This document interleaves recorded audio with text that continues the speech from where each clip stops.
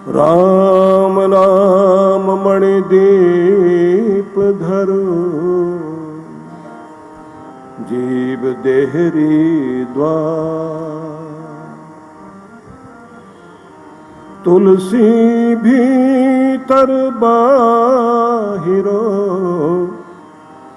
जो चाहसी उजियार।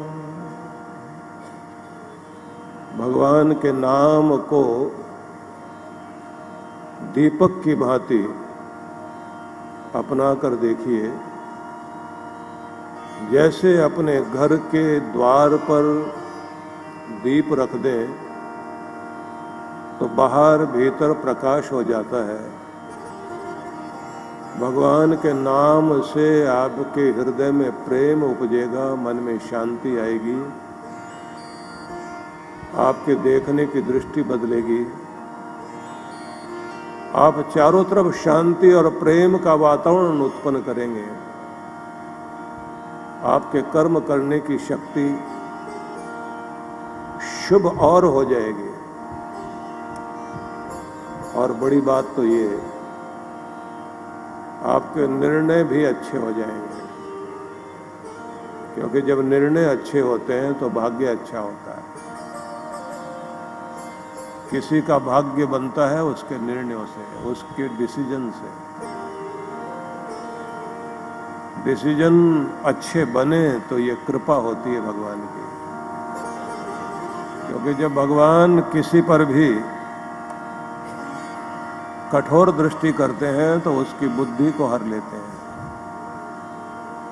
और कृपा करते हैं तो सद्बुद्धि देते हैं। इसलिए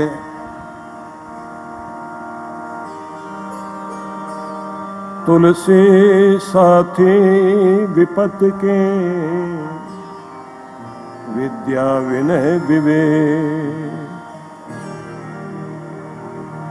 तुलसी साथी विपद के, विद्या विनय विवेक। साहस सुकृति सुसत्यव्रत, राम भरोसो एक। विपत्ति में पूरी दुनिया के दरवाजे बंद हो जाते हैं। संकट आए व्यक्ति के जीवन में तो सब ओर से द्वार बंद। 9 दरवाजे बंद, 10वां द्वार तो भगवान का खुला होता है, वो भी पीठ के पीछे। जिधर देखोगे उधर दुनिया के दरवाजे बंद मिलेंगे, लेकिन एक दरवाजा कभी बंद नहीं होता, वो भगवान का द्वार है, वो खुला रहता है। वो कभी अपना दरवाजा आपके लिए बंद नहीं करता, और भाग्य उधर से ही जागता है। कमाल की बात यह है कि हम सब और जगह देखते रहते हैं, औरों पर आस करते रहते हैं, लेकिन भगवान को भूल जाते हैं। अपने भगवान का भरोसा जिसको है, राम भरोसो एक, जिसको भगवान का भरोसा है तो उसको क्या मिलता है फिर? साहस, हिम्मत आती है, मैं खुद कर लूंगा, भगवान ताकत दे। और कभी कभी ये होता है कि हम हिम्मत छोड़ बैठते हैं तो 1 किलोमीटर और चले जाएं, मंजिल मिल जाती है, हम पहले छोड़ बैठते हैं। अफ्रीका के एक बड़े धनपति ने हीरो के लालच में एक खेत खरीद लिया, जहां माइंस थी आसपास, हीरे निकलते थे। वहां खुदाई करता रहा और हीरे नहीं मिले। सारी संपत्ति बेचकर खरीदा था, और दुखद बात देखिए, हिम्मत हार बैठा। उसने जैसे कैसे करके, क्योंकि कर्जे सिर पर हो गए थे, तो बेच दिया सब। औने पौने दाम में बेच दिया। और ये सत्य घटना है। इस समय मुझे वो नाम ध्यान नहीं आ रहे, जिस आदमी की किस्मत चमकी थी। जिसने खरीदा उसने भी सब कुछ दांव पर लगाकर खरीदा, और जो मशीनें जैसे कैसे वो छोड़ के गया था आदमी, उन्हीं मशीनों को प्रयोग किया। कहते ना 1 किलोमीटर और चलना है, उसने कहा जहां तक भी खुदाई करनी पड़ेगी करूंगा, हिम्मत नहीं छोड़नी। और थोड़ा सा ही खुदाई करते करते उसको हीरे की माइंस, जो माइन थी ना, वो मिल गई, वो खदान, और दुनिया का धनपति में बन गया वो। क्योंकि जब भरोसा देता है ना भगवान, तो हिम्मत जागती है, जूझता है, व्यक्ति संघर्ष करता है। और जब संघर्ष करता है, हारता नहीं, कुछ भी हो, मैंने टूटना नहीं, टूटना नहीं, टूटना नहीं, टूटना नहीं, तो कृपा वहीं से हो जाती है। और जिस पर कृपा नहीं होती उसकी बुद्धि फेर दी जाती है कि इतना तो बर्बाद कर चुके, और कितना करोगे, छोड़ो, निकलो बाहर। तो कर्म आपका, कृपा उसकी, मेहनत आपकी, रहमत उसकी, दोनों का मेल हो जाए तो कल्याण हो जाता है। तो विपत्ति में कहते हैं कि कुछ भी हो, भगवान से भरोसा नहीं हटाना, गुरु से भरोसा नहीं हटाना, धर्म कर्म नहीं छोड़ना, थोड़े में से थोड़ा भी सहयोग करते रहना। देते रहने की भावना से भीतर एक बात आती है कि मैं देने लायक हूं, अभी भी कुछ कर सकता हूं। जब आपके अंदर देने की भावना आती है तो भिखारीपन चला जाता है अंदर से। और दुनिया का नियम है, दुनिया भरे को भरती है, खाली से दूर भागती है। कहते हैं ना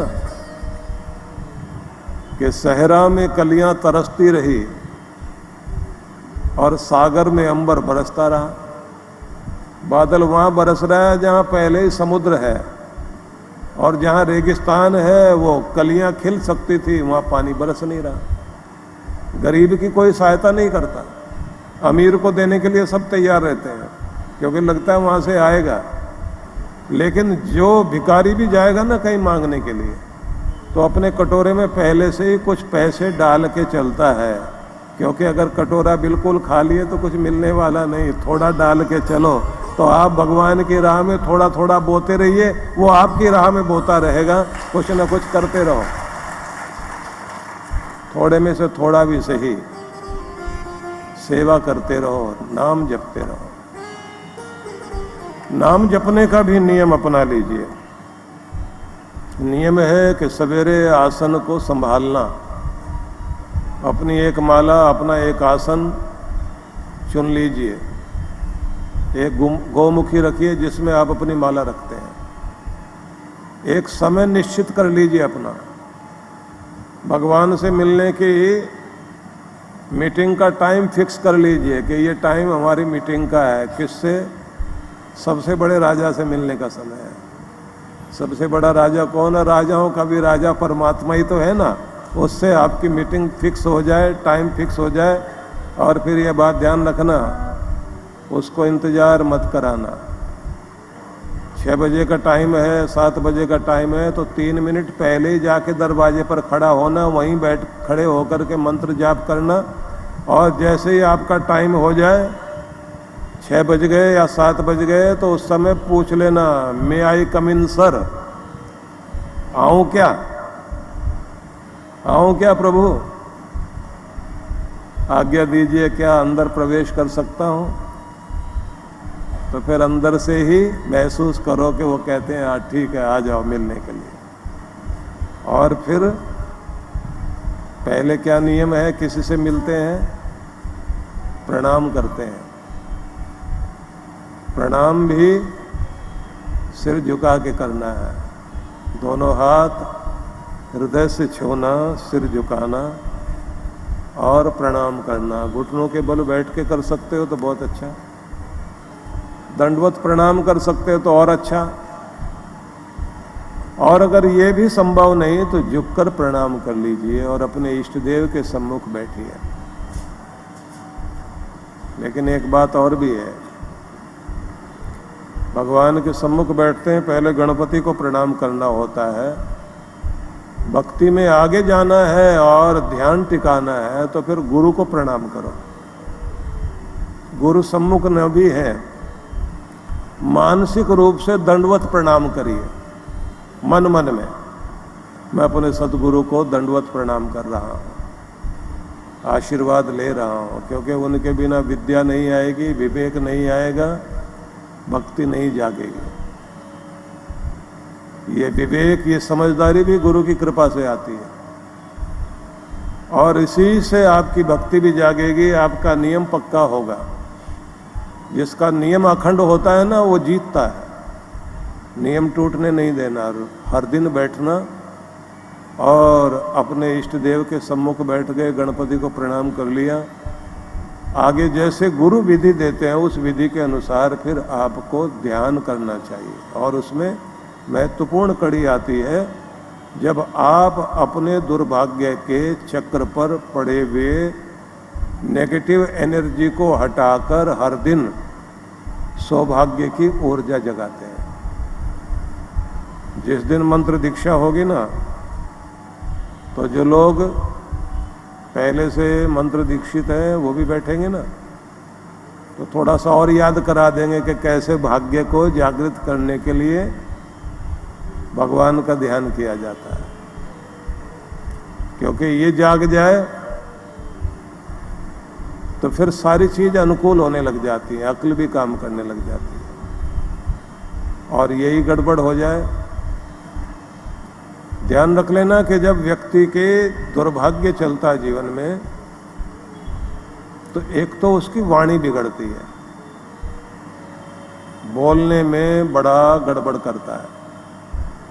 जो नहीं बोलना चाहिए वो बोलेगा, दुर्भाग्य आएगा, बुद्धि फिर जाएगी। दुर्भाग्य अक्ल पर बैठे तो डिसीजन गलत, जिह्वा पर बैठ गया तो जिह्वा गलत, पांव पर आकर बैठ गया तो गलत तरफ जाएगा, और हाथों में आकर बैठ गया तो कर्म गलत करेगा, और मन पर बैठ गया तो बुरे विचार, गलत विचारों की तरफ ध्यान जाएगा।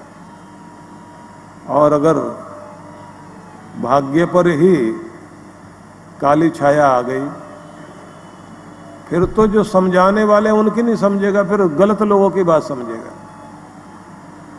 इसलिए ध्यान रख लीजिए, अर्जुन ने अपना दुर्भाग्य देखा था, कितना बड़ा दुर्भाग्य जीवन में, जिस व्यक्ति का सब कुछ छिन गया, वन में घूम रहे हैं भटकते हुए, 1 साल अज्ञातवास का भी, 12 साल तक वन में रहे, और 1 साल तो अज्ञातवास। अज्ञातवास मतलब छिप के रहना। दुर्योधन के सारे जासूस ढूंढ रहे हैं कहां छिपे हुए हैं, पकड़े जाएंगे तो फिर 12 साल के लिए जाएंगे वापिस। और जब आए भी सही, तब भी दुर्योधन ने राज्य नहीं दिया, फिर बहाना कर दिया, फिर दोष निकाल दिया, और स्थिति आ गई कि अब लड़ाई करनी पड़ेगी, अपना हक लड़कर लेना पड़ेगा। तब अर्जुन को समझ में क्या आया, इस समय मुझे रास्ता दिखाने वाला चाहिए, सही सलाहकार चाहिए। सलाहकार अपना कभी भी गलत आदमी मत बना लेना। दुर्योधन की यही गलती रही, वो सैन्य बल बढ़ाने में, धन बल बढ़ाने में, जन बल बढ़ाने में लगा रहा, और सलाहकार ढूंढ लिया शकुनी। और अर्जुन ने सलाहकार कौन ढूंढा? कृष्ण भगवान। सलाह देने वाले वो, निर्देशन देने वाले वो, और रथ चलाने वाले वो। अपने रथ को, जीवन के रथ को भी कृष्ण भगवान को सौंप दिया। और कृष्ण कौन? कृष्णम वंदे जगत गुरुम, जगत के गुरु ही कृष्ण है। तो जब अपने गुरु को आपने नैया सौंप दी, सलाह देने वाले भी वही, चलाने वाले भी वही, भीतर से आवाज देने वाले वही, तो जिसको भीतर से आवाज अपने गुरु की सुनाई देती है वो कभी भी भटक नहीं सकता, गलत रास्ते पर नहीं चल सकता। तो सलाहकार भी गलत नहीं ढूंढ लेना। गलत सलाहकार मिल गए तो सारा गड़बड़ यही हो जाती है। कैकेयी को सलाहकार मंथरा मिली, तो जब घर में विवाद आया तो सुख और शांति सब बर्बाद। विवाद बर्बाद करता है। सलाहकार गलत होगा तो काम गलत हो जाएंगे। इसलिए ये ध्यान रखना कि सलाह भी लो तो सही आदमी से लो। संग का रंग भी पड़ता है। एवरेज इंसान हो जाओगे, बड़े आदमी के साथ बैठिए, बड़ी ऊंची सोच रहेगी, कृपा होगी। तो विद्या विनय विवेक कहते हैं, विपत्ति में आपका ज्ञान काम आएगा, विपत्ति में आपकी विनम्रता काम आएगी, विपत्ति में आपकी समझ काम आएगी, विपत्ति में आपका साहस काम आएगा, और विपत्ति में सुकृति पुण्य काम आएगा।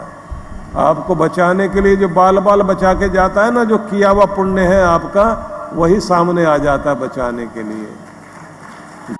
निविया सॉफ्ट में है 2x ज्यादा मॉइस्चराइजर्स, विटामिन ई और जोजोबा, जो दे मुझे फ्रेश और ग्लोइंग स्किन। चुटकी में Nivea soft for fresh and glowing skin. गिराने के लिए दुख और पाप, सारी पीड़ाएं देने के लिए तो पाप ही सामने आता है।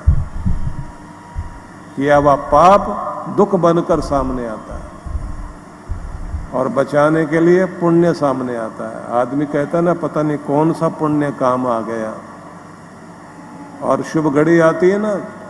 अब हम लोग अयोध्या में थे, जब वहाँ बैठे हुए थे, सामने भगवान का वह भव्य भवन, जहाँ भगवान विराजमान होने जा रहे थे,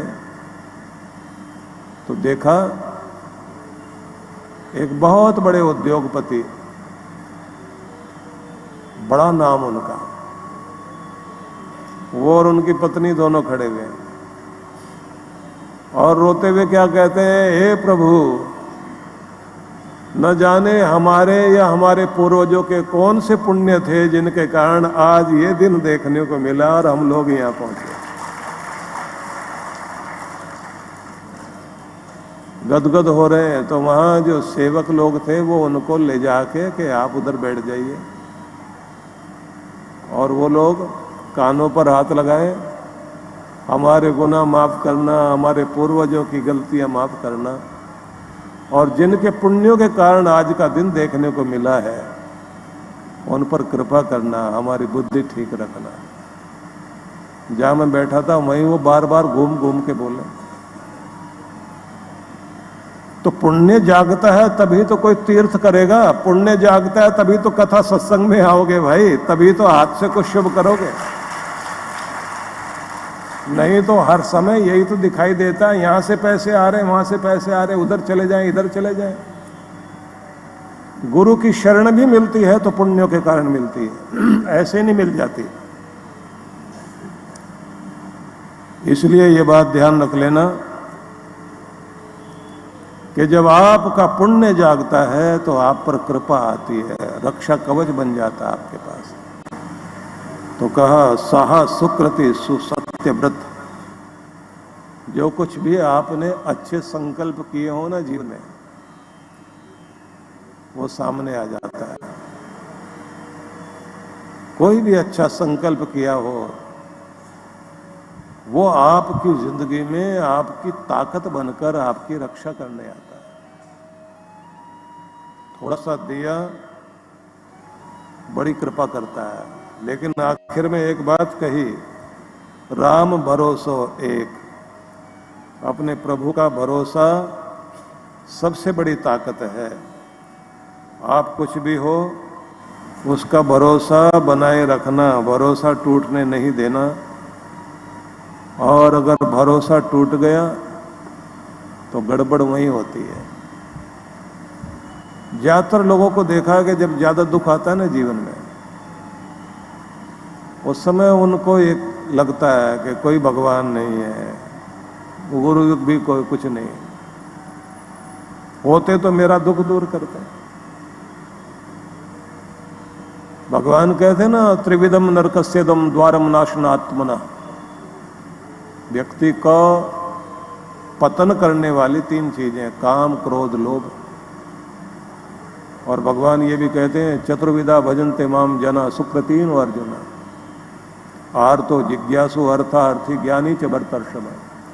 4 तरह के लोग भगवान का भजन करते हैं। उसमें पहले तरह के तो वही हैं जो दुखी हैं, लेकिन दुखी भी तब तक याद करता है जब तक उसका दुख दूर नहीं होता। जैसे उसका काम पूरा हो जाता है, परेशानी गई, तो बड़ी विचित्र बात है। विदुर जी ने 5000 साल पहले कहा था कि कितनी अजीब बात है कि ठीक होने के बाद मरीज अपने डॉक्टर को भूल जाता है, और पढ़ने के बाद विद्यार्थी शिक्षक को भूल जाता है, और शादी हो जाने के बाद बच्चा माँ बाप को, और मतलब निकलने के बाद दुनिया जिससे मतलब था उसको। ये सारा संसार ही कितना विचित्र है। जहां आपका काम निकला तो भगवान से भी जितना काम था ना, कितने 16 शुक्रवार या 21 सोमवार, क्या क्या लोग नियम बना लेते हैं, इतनी बार तो जाना ही पड़ेगा। ऊपर से बोलते रहते हैं भगवान भले ही 1 चक्कर और लगवा देना जरा ठीक ठाक सा, काम अच्छे से बनवा लेना। काम बना तो उसके बाद भूल गए। लेकिन जिसके मन में भगवान का भरोसा है, उसके जीवन में ये बात ध्यान रख लीजिए, वो भरोसा ही जिताएगा। प्यारे ईश्वर का भरोसा अखंड नियम देगा, नियम से आप भक्ति करने बैठोगे। और एक बात ये भी ध्यान रखिए, ये भरोसा और ये भक्ति, ये सत्संग सब आपके जीवन में कितनी कितनी कृपाएं करते हैं। जिनके घर के अंदर गुरु के चरण है, भगवान का नाम जपा जाता है, और जहां बड़ों को प्रणाम किया जाता है, सवेरे उठकर अपने बड़ों को प्रणाम करो। अभिवादनशील से नित्य वृद्धोपसेविन चत्वारि तस्य वर्धन्ते आयुर्विद्या यशोबलम।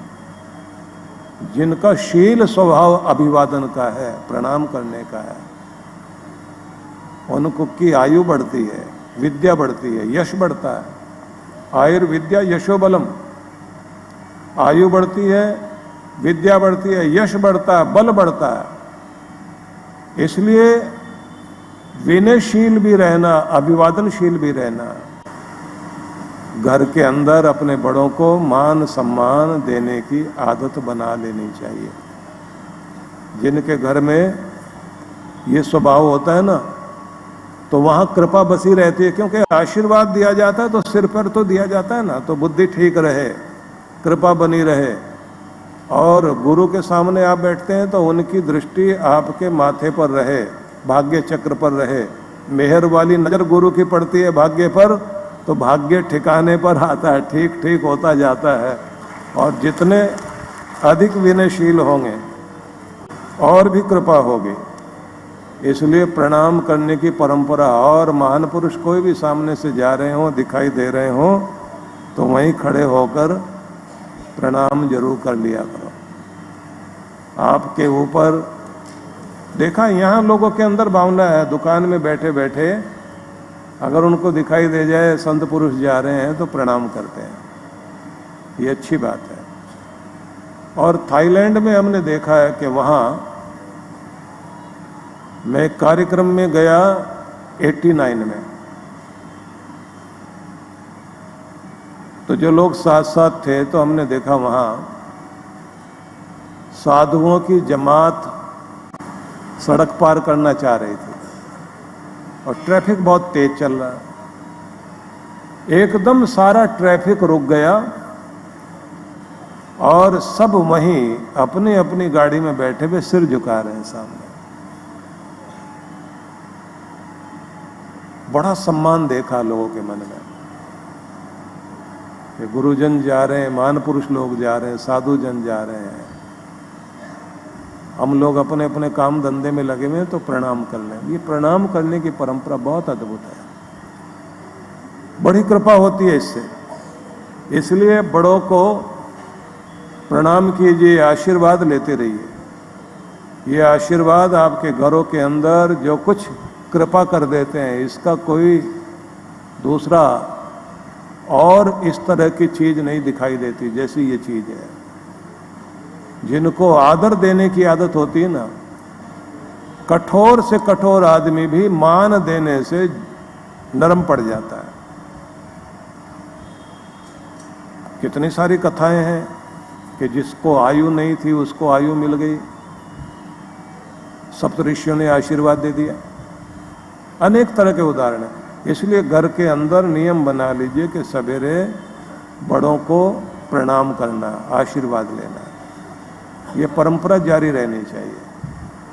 और जैसे सवेरे मैंने बताया था ना कि इस बात का बहुत ध्यान रखना है कि प्रभात जितनी शांति से, मधुरता से, शालीनता से भरी होगी, वो प्रभात का समय आपका भाग्य, सौभाग्य में बदल रहा होता है। जहां घर में बहुत जोर शोर से बोलना शुरू कर देते हैं ना लोग, तो उस घर के अंदर सौभाग्य आ भी रहा हो तो पलट जाएगा वहां से। कहते हैं ना कि सवेरे का जो समय है उस समय देवता लोग विचरण करने आते हैं, देव शक्तियां ब्रह्मांड में फैली होती हैं। इसलिए क्या लिखा है ग्रंथों में, ब्राह्मे मूर्ते बुद्धेत धर्मार्थ चानु चिंतेत काय कलेशाश्च तन्मूलान वेद तत्वार्थ में, ऐसा लिखा है। जिसका मतलब होता है ब्राह्मे मूर्ते बुद्धेत, ब्रह्म वेला में जाग जाओ। क्यों? क्योंकि इस समय, इस अमृत वेला में देव शक्तियां विचरण कर रही हैं पूरे ब्रह्मांड में। जिसको सेहत चाहिए सेहत देंगे, जिसको धन चाहिए उसको आइडिया मिलेगा, जिसको घर में शांति चाहिए उसको ट्रिक मिलेगी कि ये तरीका अपनाओ, और जिसको ज्ञान चाहिए उसको एकाग्रता की शक्ति मिलेगी। धर्मार्थ चानु चिंतेत, सवेरे उठते धर्म अर्थ का चिंतन करिए। काय कलेशाश्च तन्मूलान, शरीर में कोई रोग न रहे, घर में कलेश न रहे, भगवान से शांति मांगिए। वेद तत्वार्थ में, और वेद आदि शास्त्र जो पवित्र ग्रंथ हैं उनका अध्ययन मनन सवेरे थोड़ी देर जरूर करिए। ग्रंथ का प्रकाश घर में किया जाता है, वो प्रकाश घर में तो फैलता ही, आपके हृदय में भी आता है और आपके भाग्य को भी जगाता है। इसलिए सवेरे सवेरे ग्रंथ को खोलकर थोड़ी देर पढ़ो, कोई वाक लो, गीता जहाँ से खुल जाए, रामायण जहाँ से खुल जाए, जिस पर नजर पड़ जाए समझ लेना आज का संदेश यही है, आज भगवान हमारे लिए ये कह रहे हैं। अपने पास रखिए कुछ भी, और टेलीविजन भी तभी खोलिए जब आपकी पूजा वूजा हो जाए या फिर गुरु जी का उपदेश आ रहा हो। बाकी तो जो समाचार सुनते हैं ना, वो तो बाद में सुनना, क्योंकि उसमें शुभ समाचार तो होता ही नहीं। जो भी कुछ होता है वो तो आप लोग देखते ही हैं। तो इसलिए पहले प्रभु से जुड़िए, भगवान से जुड़िए, गुरु से जुड़िए। सत्य जितने भी संदेश भगवान के सत्य संदेश हैं उनसे जुड़ के देखिए, कृपा होती है उस समय। और अगर उस समय आपके मन में और सब चीजें चल रही हैं तो ये बात ध्यान रखना, सवेरे सवेरे आप बीज बो रहे होते हैं। और कहा गया है तुलसी यह तन है तवा, तपत सदा त्रयताप,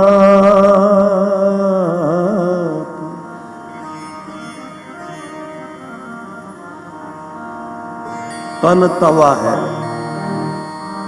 तुलसी यह तन है तवा, तपत सदा त्रयताप।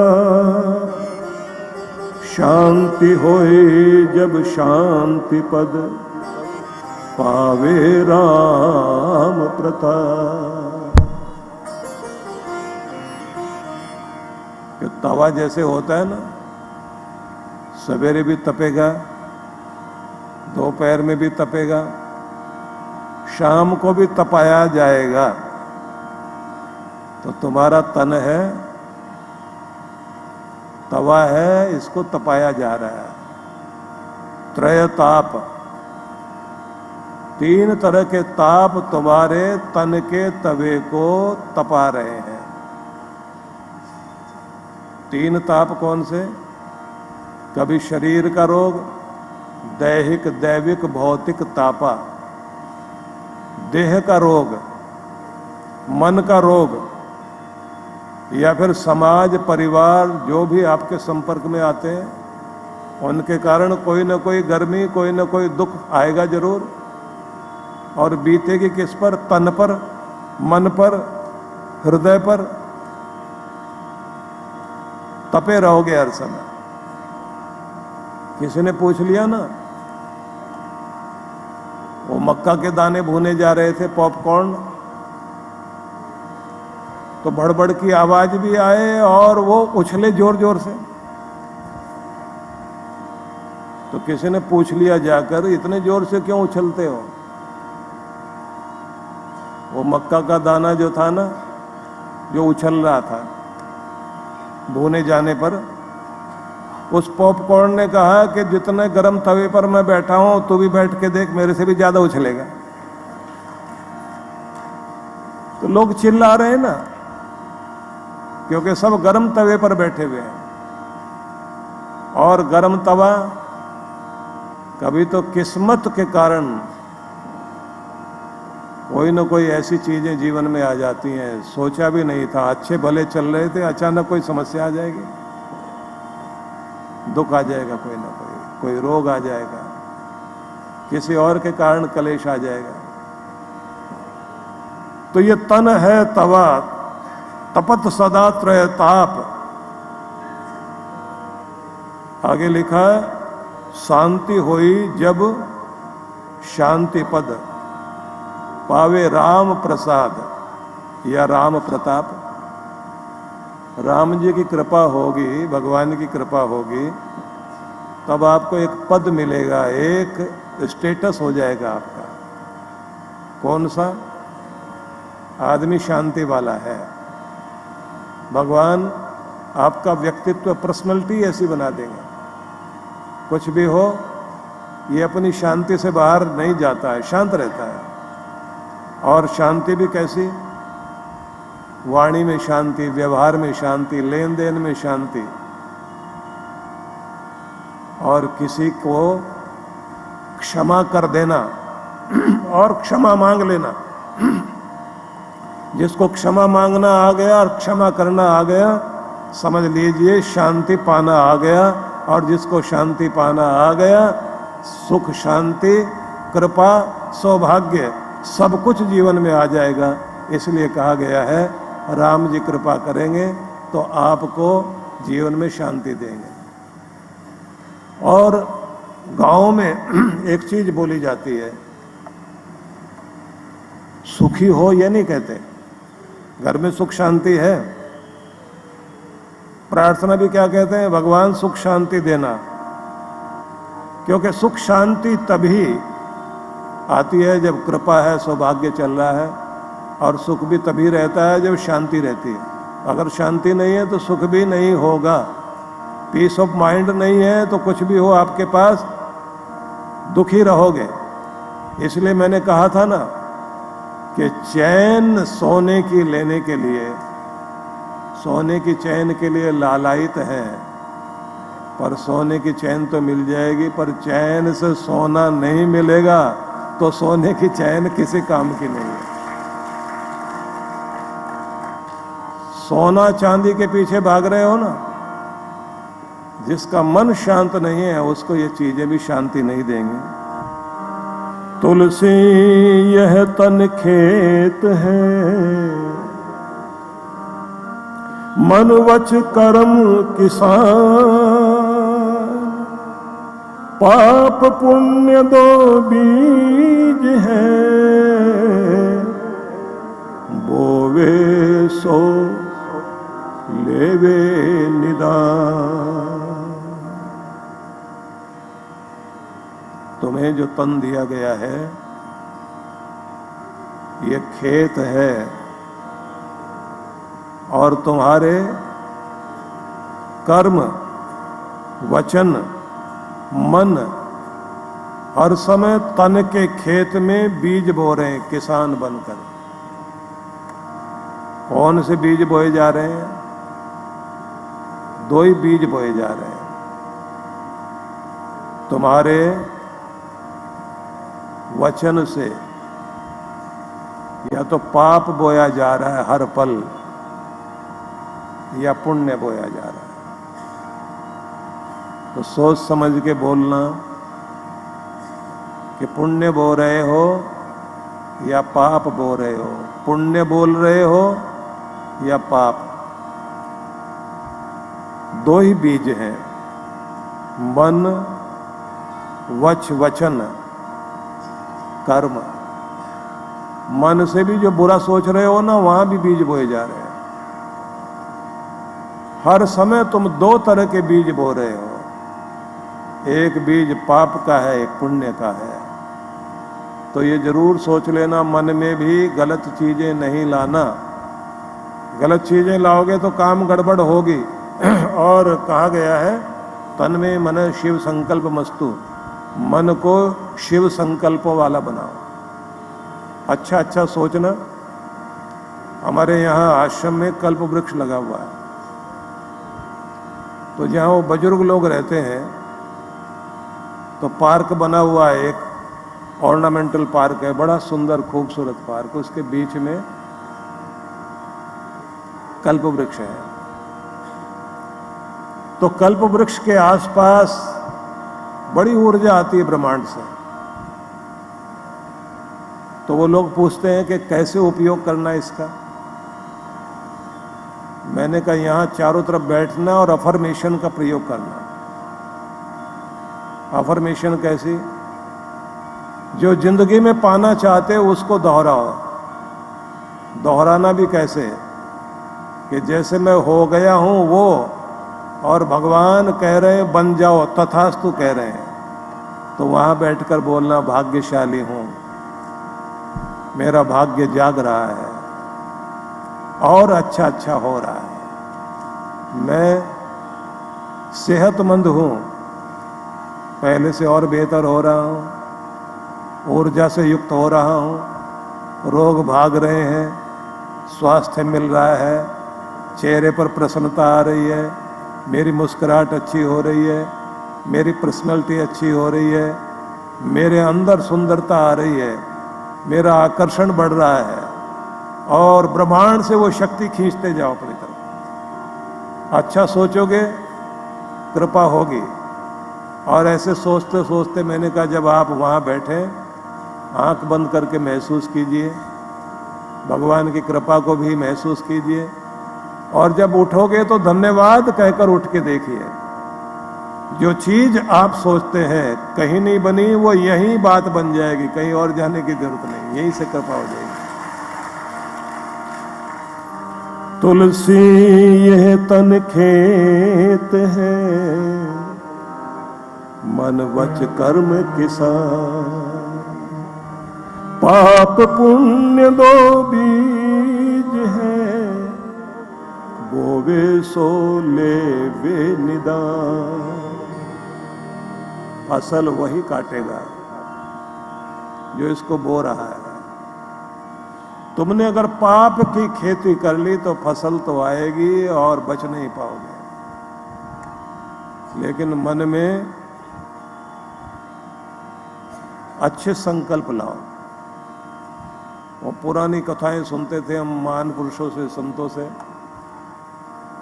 कि एक कल्प वृक्ष धरती पर होता है लेकिन एक स्वर्ग में होता है। धरती वाला तो देर में फलता है, जो स्वर्ग वाला है वो बहुत जल्दी, सोचते ही कामना पूरी होती है। तो कोई एक व्यक्ति, नारद जी जब भी विचरण करने आते थे धरती पर तो उनको देख देख के प्रणाम किया करता था। नारद जी भेष बदल कर आए तो भी प्रणाम करें, तो कहते थे भैया तुम मुझे प्रणाम क्यों कर रहे हो? बोले सवेरे सवेरे कोई भी इधर से गुजरता भगवान का नाम लेता है तो हम उसको प्रणाम करते हैं, उसके पुण्य प्रभाव हमारे ऊपर भी आते हैं। एक दिन नारद जी ज्यादा मूड में थे, उन्होंने कहा क्या चाहते हो? बोले आप बताओ, आप हो कौन? बोले हम नारद हैं। कहाँ से आते हो? बोले भगवान विष्णु के धाम से आते हैं धरती का नज़ारा देखने के लिए। बोले तो फिर आप स्वर्ग में रहते होगे? बोले हाँ स्वर्ग में रहते हैं। उस आदमी ने कहा एक बार हमको भी दर्शन करा दो। नारद जी बोले मरकर जाओगे ना वहां? नहीं, जीते जी दिखा दो। थोड़ी देर के लिए सही, एक बार ले जाओ, अपने तप बल से लेकर जाओ और फिर हमको यहीं छोड़ देना। नारद जी बोले ठीक है चलो। नारद जी लेकर उसको जा रहे थे। स्वर्ग में शुरुआत में नंदन वन, सुंदर उद्यान, बड़े सुंदर फूल खिले हुए, और एक जगह तो इतने सुंदर सुंदर फूल, तरह तरह के पंछियों की आवाज आ रही है, बहुत मधुर सुगंध। ये बोले नारद जी आप जो जा रहे हो अभी कहाँ जाओगे? बोले अभी हम अपने ऑफिस जाएंगे। बोले आप वहाँ का काम निपटा के आइए, आओगे तो इधर ही रास्ते से? बोले हाँ। कि हम थोड़ी देर यहाँ घूम लें? बोले हाँ घूमिए। अच्छा हम यहाँ जाएं तो कोई दिक्कत तो नहीं? नारद जी जाते हुए बोल गए ये उद्यान नंदन वन है, यहाँ जैसा सोचोगे वैसा मिलेगा। और ध्यान रखना बीच का जो पेड़ है वो कल्प वृक्ष है, वहां तो बहुत सावधानी से जाना। मन में जो आएगा वो पूरा हो जाएगा। ये चला गया, बहुत अच्छी जगह है। घूमता रहा और घूमते घूमते बोला थक गए हैं, अगर यहाँ चारपाई मिल जाए तो बड़ा आनंद होगा। इतनी देर में बिस्तर लग गया, देखा आसपास कोई नहीं, बैठ के देखते हैं। बैठ गया तो इसको बहुत आनंद हुआ। बोला लेट के देखते हैं, लेटा और अच्छा लगा। इसने कहा और तो सब ठीक है, मांगा था बिस्तर मिल गया, अच्छा पलंग है, और अगर यहाँ कोई पाँव दबाने वाला या दबाने वाली आ जाए। आप जिस चीज पर ज्यादा जोर देते हैं ना आप,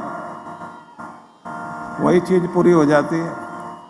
तो ली पर ज्यादा जोर दिया इसने। इतनी देर में कोई महिला आ गई, उसने पाँव दबाने शुरू किए। इसको बड़ा अच्छा लगा, बोले बहुत अच्छा दबा रही है। खूब आनंद आए और बोला इतना आनंद यहाँ मिल रहा है, लेकिन एक बात है, अगर मेरी पत्नी यहाँ आ गई झाड़ू से मारेगी। और इतनी देर में आ गई, वो भी झाड़ू लेकर आई। और इसने जैसे कहा था ना झाड़ू से मारेगी, तो उसने जो झाड़ू से पीटना शुरू किया, पूरे नंदन वन में झाड़ू से पीटता घूम रहा है। आ गए नारद जी, वो क्या हुआ, क्यों हाय हाय चिल्ला रहे हो? बोले अच्छे स्वर्ग में लेके आए, यहाँ भी पिटवा दिया आपने, तो यहाँ तो बचा लेते कम से कम। नारद जी ने बोला तुमने यहाँ क्या बैठ के सोचा? बोले पहले तो ऐसे ठीक ठीक सोचा था, बाद में ऐसा सोच लिया। बोले जैसे सोचोगे वैसा मिलेगा, क्योंकि मन में जो कुछ सोच रहे हो भगवान दे रहा है। इसलिए अगर आप अपनी ज़िंदगी को अच्छा बनाना चाहते हो, पॉजिटिव थिंकिंग अपनाना शुरू कर दीजिए, ऊपर वाला आशीर्वाद देगा आपको।